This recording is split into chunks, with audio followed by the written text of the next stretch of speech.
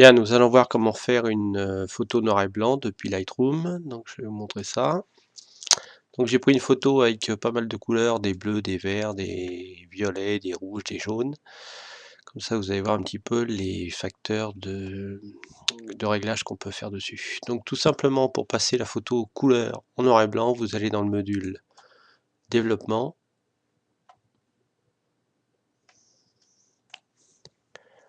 Un tout petit peu long. Voilà. Vous avez ensuite les réglages de base. Donc je vous rappelle que si vous arrivez comme ça, vous cliquez sur le petit triangle. Vous avez couleur noir et blanc, tout simplement noir et blanc. Voilà, et votre photo passe naturellement en noir et blanc. Alors par contre, vous avez toujours donc les réglages automatiques, tonalité, vous faites ce que vous voulez sur les noirs, les blancs, etc. Et vous avez un onglet également ici qui s'appelle noir et blanc. Vous cliquez dessus. Et ici, alors je vais commencer par faire une copie virtuelle pour pas bouger les paramètres de la première. Voilà, donc ici j'ai deux photos identiques. Et je vais m'amuser tout simplement à bouger les curseurs qui sont le rouge, l'orange, le jaune et ainsi de suite. Et vous allez voir l'interaction directement sur la photo. Donc, vous voyez les rouges, on va les éclairer. Les oranges, et déjà la photo est plus lumineuse. Dans les jaunes, pareil. Les verts, vous voyez bien toutes les parties vertes vont se révéler. Les bleus-verts, les bleus. Alors vous pouvez foncer ou éclaircir. Plus vous allez vers les 100, plus vous éclaircissez. Plus vous allez vers les négatifs, plus vous foncez. Vous voyez même au niveau de la petite bougie ici, là.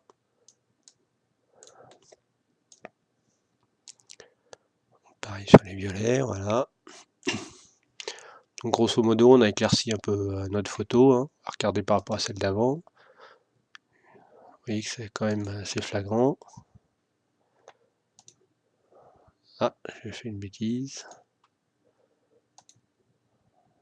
Bah zut alors. Bon bah je recommence. A priori, j'ai pas conservé mes réglages. Bizarre.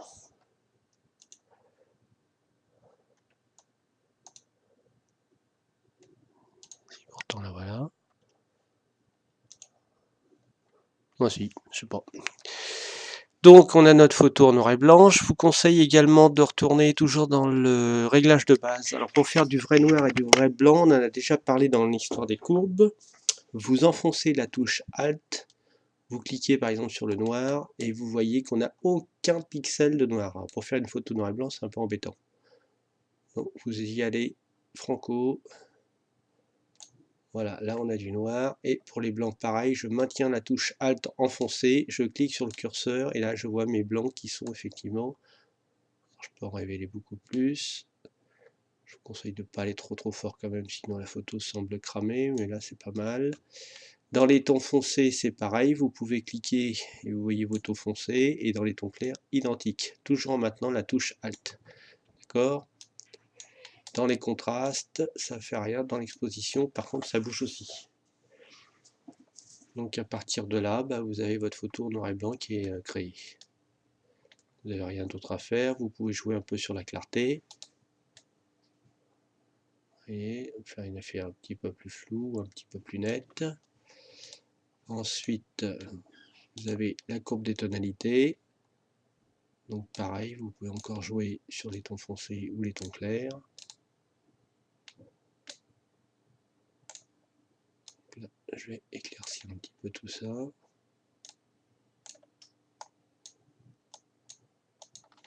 va regarder avant après. Voilà, donc notre image de départ et notre image finalisée en noir et blanc. Je l'ai fait pas trop mal. Donc ça, c'était la première méthode sous Lightroom.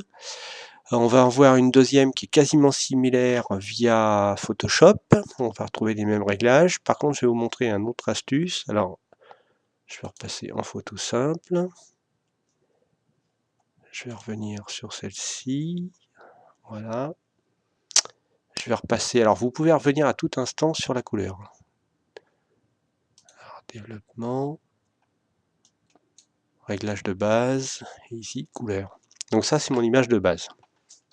Je reclique dessus, créer une copie virtuelle. Voilà. Donc j'ai 2 copies virtuelles qui sont arrivées. Je retourne sur un paramètre prédéfini qui est ici. Alors moi j'ai l'effet dragon qui est ouvert. Vous avez également des effets par défaut. Alors le noir et blanc en l'occurrence. Vous avez donc soit landscape, soit les filtres bleus. Alors vous voyez dans la petite vignette là où ça change en fonction de ce que vous avez au niveau du pré-réglage. Donc filtre vert. Alors je regarde un petit peu, là ça fonce, là c'est éclairci. Voilà. Donc on doit retrouver voilà, à peu près similaire à ce que j'ai réglé tout à l'heure. Hein. On est sensiblement, vous voyez, les deux photos un petit peu plus claires pour la première. Donc, vous voyez, il suffit d'aller directement dans les effets préprogrammés, vous cliquez dessus et c'est bon. Alors ça, ce sont des effets qui sont par défaut. Vous en avez d'autres. Alors ça, ce sont des traitements croisés. Ça vous donne rien. Des effets. Ah, c'est des arrondis. Filtre noir et blanc. Voilà. On va retrouver d'autres. Donc les filtres bleus, bleu fort. Alors c'est comme si vous aviez un filtre devant votre appareil photo. Vous avez aussi l'effet infrarouge. Donc là, ça est encore un peu plus clair par rapport à tout à l'heure. Je trouve la photo un peu moins jolie, mais bon, ça peut faire son effet sur d'autres trucs. Et vous avez également des paramètres prédéfinis qui peuvent être comment ça s'appelle, téléchargés et importés ici directement. Donc là, vous avez des effets de noms célèbres de films ou de personnes qui traitent du noir et blanc. Vous cliquez dessus, vous voyez à peu près ce que ça donne. Bon, c'est pas toujours très très beau, hein. Vous faites des essais, là, un petit côté sépia. Là c'est pareil, ce que vous pouvez faire c'est réinitialiser.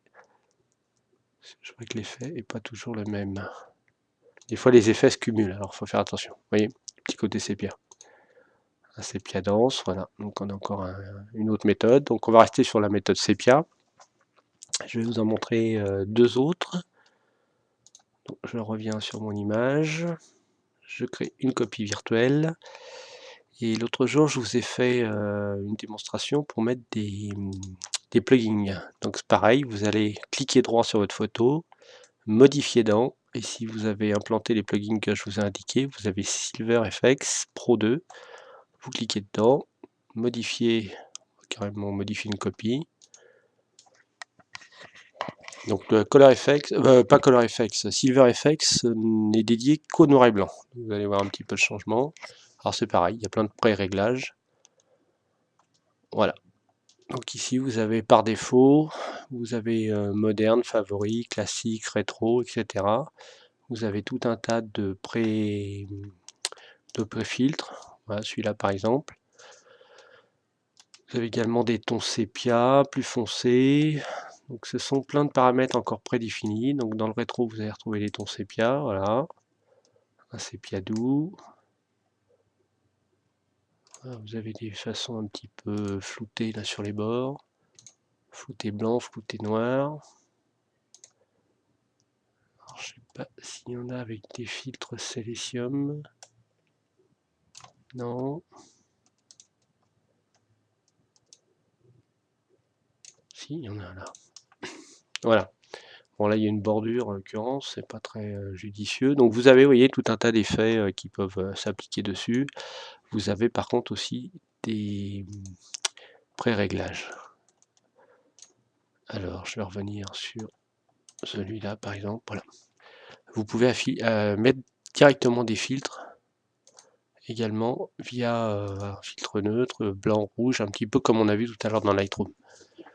Donc il y a ça, il y a des réglages globaux, vous avez la technologie Viewpoint. Donc il suffit qu'on se mette ici, vous accentuez le cercle. Voilà, on va essayer de matérialiser toute cette zone. Je vais vous montrer un petit peu comment ça marche. Donc on va couvrir un petit peu l'intensité.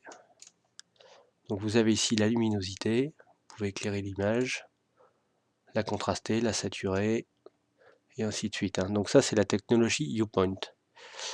Qu'est-ce qu'on a d'autre? Ah non, c'était ça. Hop, ici vous avez ce qui concerne le Viewpoint, vous voyez que c'est en blanc. c'est un espèce de masque. Vous pouvez le diminuer pour concentrer un peu plus. Donc c'est vraiment tout ce qui est en blanc. Vous pouvez le déplacer, le mettre juste ici. Vous voyez, en fonction d'où je change la position, il n'affectera que cette zone-là. Donc vous pouvez changer tout un tas de paramètres pour éclaircir une zone par exemple. Ou la foncer, ça c'est vous qui choisissez. Donc vous décochez ces petits onglets là, ici. Et ici vous avez le point de contrôle. Vous pouvez en grouper ou mais en plusieurs et puis les séparer et ainsi de suite. Ou les mettre à la poubelle tout simplement. Donc on a vu ça, je crois qu'il y a aussi un effet pour faire une teinte. On peut mettre aussi voilà, des types de films. Alors moi j'en ai un que j'aime bien, c'est celui-ci, Ultra X. Voilà. Donc ça ressemble un petit peu à des XO tout simplement. Les filtres couleurs on a vu, les réglages sélectifs c'est les U-Point. Type de film on en a parlé, des réglages, donc ça c'est pour faire des virages. Alors voilà. Donc vous avez des virages pour faire des tons bleus, froids, un petit peu comme vous voulez. Alors on peut aussi faire du vignettage. Vous passez dessus, vous voyez ce que ça donne. Des bords brûlés. Ensuite vous avez des contours d'image. Vous voyez c'est de l'encadrement avec différents styles, ça vous faites encore ce que vous voulez dessus. Alors sur les virages il me semblait qu'on pouvait en mélanger, mais oui voilà.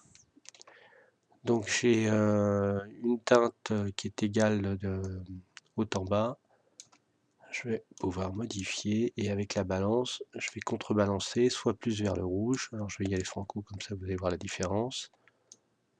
Et là je vais sur le bleu. Donc je peux jouer un peu sur ces paramètres. Vous voyez là je vais plus vers le rouge.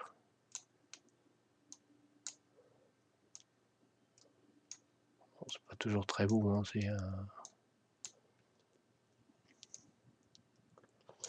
voilà, on va faire un petit virage comme ça, on va rester là, c'est pas trop mal. Donc, une fois que vous avez terminé, vous pouvez enregistrer, ça reviendra directement dans Lightroom.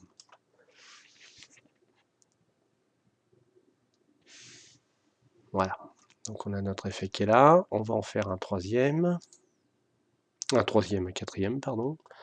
Donc ça c'est le point nef et ça c'est la copie. Donc modifier dans, également, hop, Dexo Film Pack. Donc là pareil, on va arriver sur des pré-menus, directement tout fait en noir et blanc.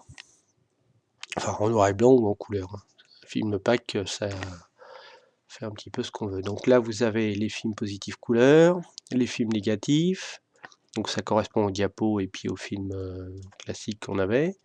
Les films noir et blanc, il suffit de cliquer dessus, et là vous avez par rapport aux films avec les noms qui étaient associés à l'époque, tout ce qui était en argentique. Donc on va repartir sur du Kodak. Enfin que moi j'aime bien, après chacun fait ce qu'il veut. Le Tri-X. Ah vous voyez ça rajoute en même temps du grain, c'est la force de DxO, c'est qu'il copie vraiment le film comme il était à l'époque. Soit le T-Max, soit le Tri-X, je préfère le Tri-X.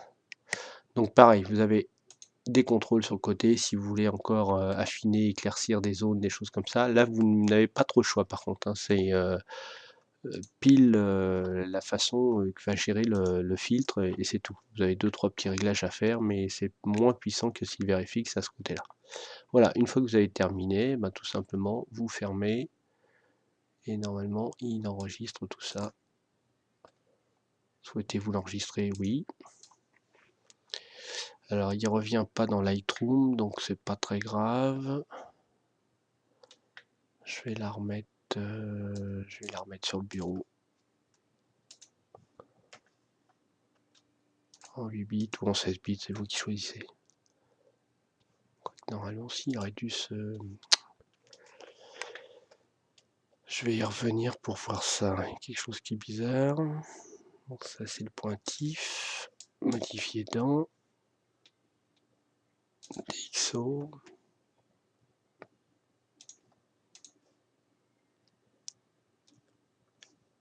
Donc je recommence, noir et blanc. Je vais prendre au hasard.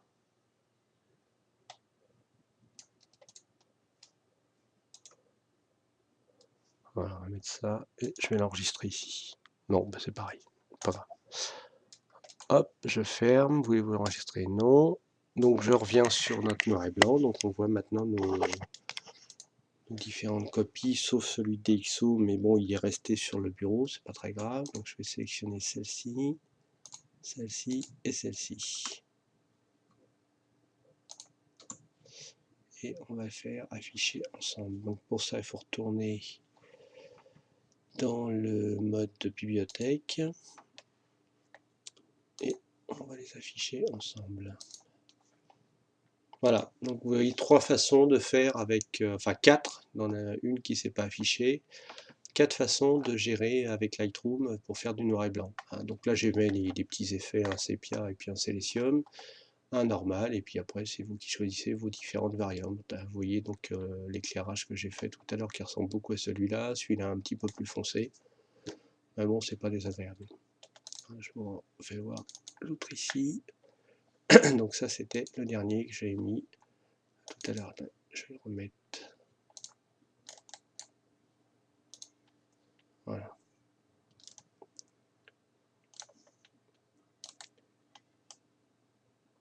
Comme ça, on a tous nos effets, nos 4 effets de noir et blanc qui sont visibles. Et bien, j'espère que ce cours vous est bénéfique. On va regarder une deuxième méthode sur un deuxième tuto pour Photoshop. Voilà, merci, à bientôt.